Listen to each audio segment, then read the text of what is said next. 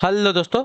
Good evening, नमस्कार। आप सभी का एक बार फिर से बहुत बहुत स्वागत है आप सभी का अपने यूट्यूब चैनल परीक्षा के शिक्षा में। आशा करता हूँ कि आप सभी जो है कुशल मंगल अपनी तैयारी जो है बढ़िया तरीके से कर रहे हैं। तो जो बच्चा क्लास में फर्स्ट टाइम है, पहली बार आए हैं, नए हैं, उन सभी को बताते हैं हमारे चैनल पे जो है आपकी बीएड प्रवेश परीक्षा 2025 की जो तैयारी है रेगुलर बेसिस पे करवाई जाती है। तो जिसे भी तैयारी पूरी करनी है, कंप्लीट करनी है, चैनल को सब्सक्राइब करके हमारे साथ जुड़ जाएंगे। उसके बगल में जो बेल आइकन देगा ऑन कर लेंगे। क्लास का समय इंपॉर्टेंट है, जीके जीएस की सुबह 10 बजे, रीजनिंग की जो है दोपहर को 1 बजे, कला की जो है 4 बजे, हिंदी की जो है शाम को 7 बजे आपका हमारे चैनल पर डेली बेसिस पे देखने को मिलती है। आपको इसी टाइम पर क्लासेस से जुड़ना, अपनी तैयारी को जो है पूरा हो कंप्लीट करना चाहती हो,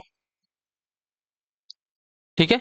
नीचे डिस्क्रिप्शन आपको हमारे इंस्टाग्राम और टेलीग्राम का लिंक मिलेगा, तो आप हमें इंस्टाग्राम पे फॉलो कर लेंगे और टेलीग्राम चैनल को जाकर ज्वाइन करेंगे। टेलीग्राम चैनल पर डेली बेसिस से आपको क्लास का अपडेट मिल जाएगा। बाकी जो अपडेट है क्लास के रिगार्डिंग आपको टेलीग्राम चैनल के माध्यम से मिलते रहेगा, तो आप लोग जो है उसको ज्वाइन करके रखेंगे, ठीक है। चलिए क्लास स्टार्ट करते हैं। एक एक क्वेश्चन को ध्यान से अच्छे से देख कर उत्तर देने की कोशिश करते हुए आगे बढ़ेंगे। और जिसने अभी तक क्लास को लाइक नहीं किया, क्लास को लाइक कर देंगे, अपने दोस्तों के साथ क्लास को जो है शेयर कर देंगे। विश्व का चौथा सबसे बड़ा महाद्वीप कौन सा है? तो विश्व का चौथा सबसे बड़ा महाद्वीप अगर देखा जाएगा तो यहाँ पे हो जाएगा दक्षिणी अमेरिका हो जाएगा। ऑप्शन नंबर सी आपका राइट आंसर हो जाएगा, ठीक है। क्लियर है। क्षेत्रफल के आधार पर अगर देखा तो एशिया जो है सबसे बड़ा महाद्वीप है, उसके बाद अफ्रीका आता है, उसके बाद उत्तरी अमेरिका, और उसके बाद जो है क्या बोलते हैं, दक्षिणी अमेरिका, ठीक है। तो दक्षिणी अमेरिका जो है चौथे नंबर पे आता है। क्लियर है। एशिया पहले नंबर पे आ जाएगा, अफ्रीका यहाँ पे दूसरे नंबर पे, उत्तरी अमेरिका तीसरे नंबर पे, और चौथे नंबर पे आपका दक्षिणी अमेरिका हो जाएगा, ठीक। चलिए अगले क्वेश्चन की तरफ बढ़ेंगे, ध्यान से देखेंगे। आपका 77 नंबर, निम्न में से क्या नागरिक समाज के रूप में नहीं माना जाता है? बताइए, निम्न में से क्या जो नागरिक है समाज के रूप में नहीं माना जाता है? इसका राइट आंसर क्या हो जाएगा? तो इसका राइट आंसर हो जाएगा साथियों विधानमंडल। ऑप्शन नंबर डी राइट हो जाएगा, ठीक है। नागरिक समाज के अंतर्गत विधानमंडल शामिल नहीं होता है, ठीक है। नागरिक जो है समाज, समाज का तीसरा भाग है, जो दो अन्य भाग है, राजनीतिक और व्यवसायिक। नागरिक समाज में सरकार से स्वतंत्र संगठन शामिल है, ठीक। क्लियर सबको। चलिए अगले क्वेश्चन की तरफ बढ़ेंगे। आपका 78 नंबर, ध्यान से देखिएगा, बताइएगा राइट आंसर क्या हो जाएगा। निम्न में से किस भारतीय पर्वतीय चोटी की ऊंचाई सबसे कम है? बताइए।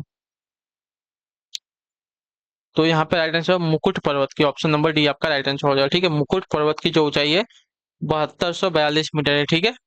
बाकी कंचनजंगा की यहाँ पे अगर बात करेंगे तो इसकी ऊंचाई आपकी 8586 मीटर है, ठीक है। 8586 मीटर है। नंदा देवी की बात करें तो 60,876 मीटर है। और यहाँ पे कॉमेट की बात करें तो आपका 7,756 मीटर है, ठीक है। और कोमुट पर्वत की बात करें तो आपका 7,242 मीटर है। अगला क्वेश्चन आपका है 79 नंबर, कन्नौज से पूर्व हर्षवर्धन कहाँ का शासक था? तो कन्नौज से पूर्व हर्षवर्धन की अगर बात करेंगे तो आपका थानेश्वर का जो है शासक था। तो ऑप्शन नंबर डी आपका यहाँ पर राइट आंसर होगा, ठीक है। चलिए अगले क्वेश्चन की तरफ पढ़ेंगे। आपका है 80 नंबर, जयचंद्र के विश्वासघात के कारण जो है पृथ्वीराज चौहान की पराजय हुई। कालांतर में जयचंद्र जो है कहाँ और कब मारा गया? तो इसका राइट आंसर आपका हो जाएगा साथियों चंदावल में 1193 में। ऑप्शन नंबर बी आपका राइट आंसर होगा, ठीक है। चंदावल के युद्ध 1193 ईस्वी में मोहम्मद गौरी ने जयचंद्र को परास्त कर उसे जो है मार दिया, ठीक है। चलिए इससे पूर्व जो है 1992 में 1192 में तराइन के युद्ध में मोहम्मद गौरी ने जो है पृथ्वीराज चौहान को परास्त कर दिल्ली पर जो है कब्जा कर लिया था। अगले क्वेश्चन की तरफ बढ़ेंगे, ध्यान से देखेंगे। आपका है 81 नंबर, निम्नलिखित में से कौन सा जो है भारत का सर्वाधिक घनी आबादी वाला शहर है? तो घनी आबादी वाला शहर अगर देखा जाएगा यहाँ पे हो जाएगा हैदराबाद। ऑप्शन नंबर बी आपका राइट आंसर हो जाएगा, ठीक है। क्लियर सभी को इसके बारे में। चलिए अगले क्वेश्चन की तरफ बढ़ेंगे। आपका है 82 नंबर, 82, निम्नलिखित में से कौन जो है न्यूनतम समर्थन मूल्य एमएसपी के अंतर्गत सम्मिलित नहीं है? तो इसका राइट आंसर आपका हो जाएगा साथियों मूंगफली। ऑप्शन नंबर डी आपका राइट आंसर होगा, ठीक है। क्लियर से इसका अरहर, मसूर, उड़द, मूंग व चना जो है उक्त पांच दालों का न्यूनतम समर्थन मूल्य घोषित किया जाता है। भारत सरकार अनिवार्य रूप से जो है 22 फसलें एमएसपी तथा गन्ने का एफआरपी यानी कि फेयर एंड रिम्यून रेविट रेटिव प्राइस घोषित करती है, ठीक है।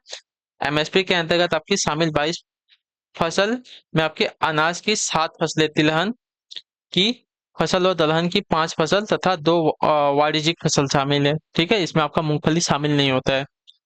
चलिए अगले क्वेश्चन की तरफ बढ़ेंगे, ध्यान से देखेंगे, उत्तर देंगे आपका है 83 नंबर। बस्तर एक आदिवासी जिला है, किस राज्य में स्थित है? तो यह जो है आपका छत्तीसगढ़ राज्य में स्थित है। ऑप्शन नंबर बी आपका राइट आंसर होगा। ठीक है, क्लियर होगा इसके बारे में। चलिए, छत्तीसगढ़ में कुल आपके 27 जनपद है। बस्तर, बीजापुर, सुकमा, दं, दंतेवाड़ा छत्तीसगढ़ के जो है दक्षिणी जनपद है। ये जनपद जो है भारत के नक्सलवाद के गढ़ माने जाते हैं। अगले क्वेश्चन की तरफ बढ़ेंगे, आपका है 84 नंबर। रंग भेद के कारण महात्मा गांधी को जो है किस वर्ष दक्षिणी अमेरिका के पीटर पीटर मरिट्सबर्ग रेलवे स्टेशन के प्रथम श्रेणी के रेल डिब्बे से जो है सामान सहित बाहर फेंक दिया गया था? तो आपका राइट आंसर यहाँ पे हो जाएगा साथियों 7 जून 1893 ईस्वी में। जो ऑप्शन नंबर डी दिया गया आपका राइट आंसर हो जाएगा। ठीक है, 7 जून 1893 को जो है पीटर मरिट्सबर्ग में गांधी जी को प्रथम श्रेणी के रेल डिब्बे से जो है रंगभेद के कारण बाहर फेंक दिया गया था। इस घटना के बाद जो है गांधी जी ने अनन्या के विरुद्ध संघर्ष करने का निश्चय किया। ठीक है, अगला क्वेश्चन आपका है 85 नंबर। ध्यान से देखिएगा। भारत विश्व का विशालतम लोकतांत्रिक प्रजातंत्र, इसकी प्रथम लोकसभा कब आयोजित की गई थी? तो इसका राइट आंसर आपका हो जाता है 13 मई 1952 को। ऑप्शन नंबर सी आपका राइट आंसर होगा। ठीक है, भारत में प्रथम लोकसभा बैठक आपकी 13 मई 1952 को हुई थी। वर्तमान में 16वीं लोकसभा कार्यरत है। ठीक है, चलिए अगले क्वेश्चन की तरफ बढ़ेंगे। आपका ध्यान से देखेंगे, उत्तर देंगे आपका 86 नंबर। क्या दिया गया है? किस प्राचीन साम्राज्य में महिलाएं कुश्ती में भाग लेती थी? तो इसका राइट आंसर आपका हो जाएगा विजयनगर साम्राज्य में। ठीक है, ऑप्शन नंबर बी आपका राइट आंसर। विजयनगर साम्राज्य में महिलाएं जो है कुश्ती में भाग लेती थी। अगला क्वेश्चन आपका है 87 नंबर। इनमें से कौन सा मुगल बादशाह शराब को छूता तक नहीं था? तो इसका राइट आंसर हो जाएगा साथियों औरंगजेब। ऑप्शन नंबर डी आपका राइट आंसर है। ठीक है, औरंगजेब जो है क्या है, कुरान का अक्सर स्व पालन करने में पालन करने के क्रम में जो है शराब नहीं पीता था। ठीक है, तो ऑप्शन नंबर डी तक आपका राइट आंसर हो जाएगा। अगला क्वेश्चन आपका 88 नंबर। भक्ति आंदोलन को जो है उत्तर भारत में लाने का जो श्रेय इनमें से किसको जाता है? तो इसका राइट आंसर आपका हो जाएगा साथियों रामानंद को। ऑप्शन नंबर डी आपका राइट आंसर, सी आपका राइट आंसर हो जाएगा। ठीक है, क्लियर होगा इसको। रामानंद को जो है भक्ति आंदोलन को उत्तर भारत में लाने का श्रेय जाता है। तो ऑप्शन नंबर सी आपका यहाँ पे करेक्ट आंसर है। ठीक है,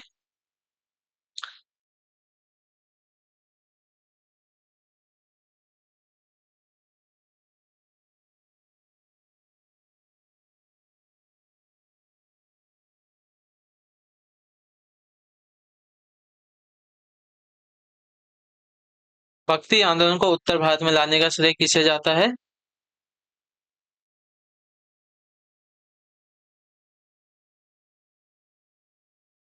ठीक है, तो ये आपका सही हो जाएगा ऑप्शन नंबर सी रामानंद। चलिए अगले क्वेश्चन की तरफ बढ़ेंगे। आपका है 89। पृथ्वी की विश्वतीय व्यास क्या बताइए?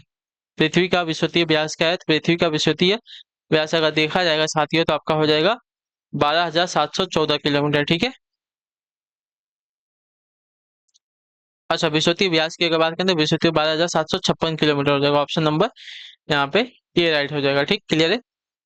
पृथ्वी का विश्वतीय रेखीय व्यास आपका 12,756 किलोमीटर है तथा ध्रुवीय व्यास की अगर बात करेंगे तो आपका हो जाएगा 12,714 किलोमीटर। ठीक है, विश्वतीय व्यास आपका 12,756 और ध्रुवीय व्यास की बात करेंगे तो आपका 12,714 हो जाएगा। अगले क्वेश्चन की तरफ बढ़ेंगे। आपका है 90 नंबर। समुद्र के पानी में द्रवीभूत मुख्य लवणों की पहचान कीजिए। ठीक है, द्रवीभूत मुख्य लवणों की पहचान कीजिए। समुद्र के पानी में कौन कौन से लवण हमको मिलते हैं? सीधी सी बात है, तो आपका राइट आंसर यहाँ पर हो जाएगा साथियों। देखिए, सोडियम क्लोराइड मिलता है।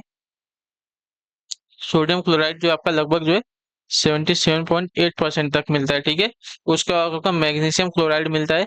मैग्नीशियम क्लोराइड, ठीक है, मैग्नीशियम क्लोराइड नहीं दिया गया है तो हटाइए उसको।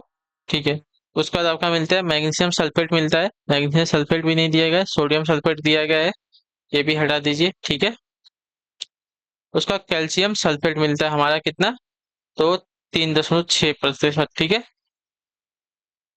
तो आपका राइट आंसर यहाँ पे हो जाएगा 1 2 3 4 एक मिनट रुकिए। समुद्र के पानी में द्रवीभूत मुख्य लवणों की पहचान कीजिए। ठीक है, यानी कि sodium chloride, sodium sulphate, calcium carbonate और पोटेशियम सल्फेट।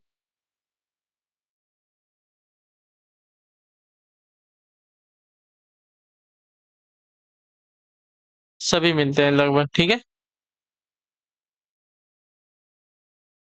लगभग जो है सभी मिलते हैं। तो आपका राइट आंसर हो जाएगा। ठीक, चलिए, एक दो तीन चार सभी हो जाएंगे। चलिए अगले क्वेश्चन की तरफ बढ़ेंगे। आपका है 91 नंबर।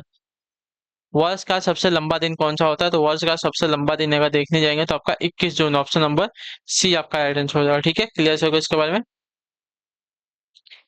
चलिए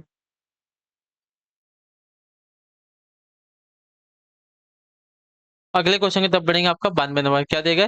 विजयनगर साम्राज्य किस नदी के किनारे स्थित था? तो इसका राइट आंसर आपका हो जाता है तुंगभद्रा नदी के, ऑप्शन नंबर सी आपका राइट आंसर होगा। ठीक है, विजयनगर साम्राज्य तुंगभद्रा नदी के तट पर 1336 में हरिहर व बुक्का द्वारा स्थापित किया गया था। इसकी राजधानी आपकी विजयनगर के नाम पर राज्य का नाम विजयनगर रखा गया। वर्तमान में जो है हम्पी ऐतिहासिक विजयनगर का प्रतिनिधित्व करती है। ठीक है, अगले क्वेश्चन की तरफ बढ़ेंगे। आपका 93 93 नंबर प्रश्न। ठीक है, बाल विहार प्रणाली के संस्थापक कौन थे? तो बाल विहार प्रणाली के संस्थापक आपके यहाँ पे फ्रोवेल थे, ऑप्शन नंबर बी आपका राइट आंसर हो जाएगा। ठीक है, क्लियर हो गया इसका। फ्रोवेल को जो है किंडर गार्डन या बाल विहार प्रणाली का जन्मदाता कहा जाता है। क्लियर है। 1837 में उन्होंने ब्लैक वर्ग यानी कि जर्मन में प्रथम बाल विहार स्थापित किया था। इसका उद्देश्य प्री स्कूल या स्कूल से पूर्व की शिक्षा को संस्थागत रूप देना था। अगला क्वेश्चन की तरफ पढ़ेंगे। आपका 94 94 नंबर। ब्रिक्स देश का एक हिस्सा कौन सा राष्ट्र है? बताइए, ब्रिक्स देश का एक हिस्सा कौन सा राष्ट्र है? तो आपका राइट आंसर यहाँ पे हो जाएगा साथियों, ब्राजील है। ठीक है, ब्रिक्स देश का आपका B for Brazil, R for रूस हो जाएगा, I for India, C for China, S for South Africa. ठीक है, अगले क्वेश्चन की तरफ बढ़ेंगे। आपका है 95। माउंट एवरेस्ट पर चढ़ने वाली प्रथम भारतीय महिला कौन थी? तो इसका राइट आंसर हो जाएगा साथियों Bachendri Pal, option number D आपका राइट आंसर हो जाएगा। ठीक है, इन्होंने जो है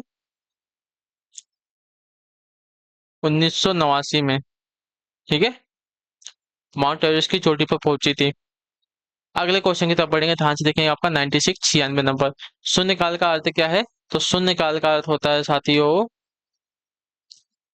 संसद काल। संसद के दोनों सदनों में प्रश्न काल के बाद 1 से 1 बजे के बीच का समय जो है शून्यकाल कहा जाता है। इसमें जो है अति महत्वपूर्ण विषय उठाए जाते हैं, वह उन पर जो है चर्चा होती है। ठीक है, तो ऑप्शन नंबर बी आपका राइट आंसर हो जाएगा। जब कोई अति महत्वपूर्ण विषय चर्चा के लिए उठाया जाए उसको जो है शून्यकाल कहते हैं। यह जो है 12 से 1 के बीच का काल होता है, संसद काल के बाद का समय। ठीक है, चलिए अगले क्वेश्चन की तरफ बढ़ेंगे। ध्यान ध्यान से देखें। 97।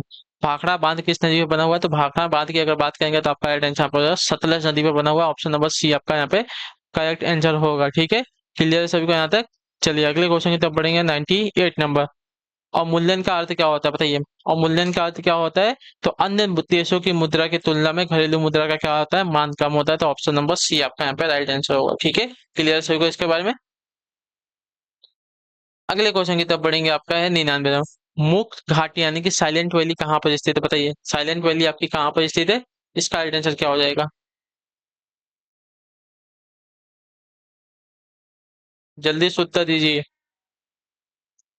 साइलेंट वैली कहाँ पर स्थित है? तो आपका राइट आंसर होगा केरल में, ऑप्शन नंबर ये आपका राइट आंसर होगा। ठीक है, क्लियर सबको इसके बारे में? साइलेंट वैली आपकी जो है केरल में स्थित है।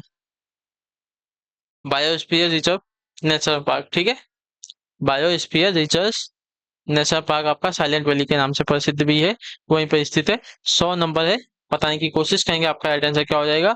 अर्थव्यवस्था की वृद्धि दर रिक्त स्थान के अनुसार मापा जाता है। किसके अनुसार मापा जाता है? इसका राइट आंसर क्या हो जाएगा?